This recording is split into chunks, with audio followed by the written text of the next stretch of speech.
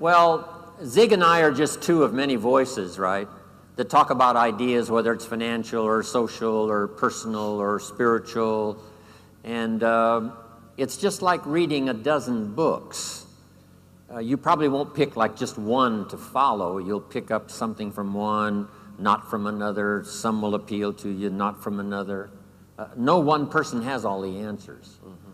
So I give you, here's my version, here's the richest man in Babylon's version, here's someone else's version. You have to sort of take all of that and blend the two. Here's a book on good health that says if you do this, you'll live forever. The second book you read says if you do what that first book says, you'll die young. And you say, which book should I follow? And the answer is neither one. And here's the best advice I can give you. Make sure what you finally do after listening to Zig and listening to me and listening to Brian and listening to a variety of other voices of experience is finally decide for yourself. I will refine my life this way from Jim Rohn, some from Brian, some from Zig. Then make sure what you finally do is the product of your own conclusion. The key is to be a student, not a follower, but a student. Excellent. Beautiful. Let me tell you a little story that kind of parallels and goes along with this, and yet not really. Doesn't matter, Zig.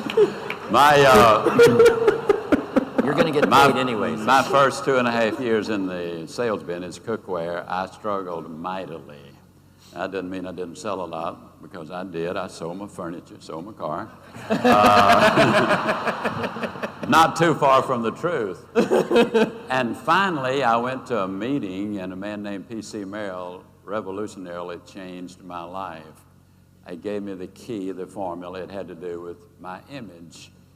Well, as a result of that, our company, not as a result of that, but the company I represented had what they call a National Booster Week every single year.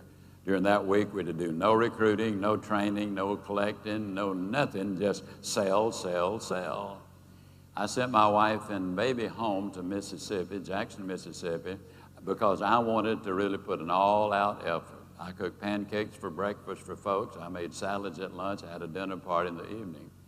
I sold 2.5 times as much as I'd ever sold in a single week, including that banner year, which I was having. I'd agreed to stop by in Atlanta to spend the night with my friend and a mentor at early age, Bill Cranford. I got there at about 2 o'clock in the morning, and for the next 2 hours, literally, I gave him the minute details of every one of those incredible sales I had made. I said, Bill, you know, I called on them. I said this, they said that, I said this, and they said that, and they bought. I called them the next one. I said this, they said that, I said this, and they bought. 2 solid hours, worst case of eye trouble since Adam and Eve. It was I. And finally, I wound down. And I said, oh, my goodness, Bill. I've talked for 2.5 hours. You haven't said a word. I said, how are you doing? Would you forgive me, Bill? I'm really embarrassed. That was a terrible thing to do. Bill Cranford, bless his heart, more like a big brother than anybody, said, Zig, don't give it a thought. You have every reason to be proud of what you have done. It was absolutely wonderful. But Zig, let me remind you of something. I'm the person who brought you in this business. I'm the one who trained you.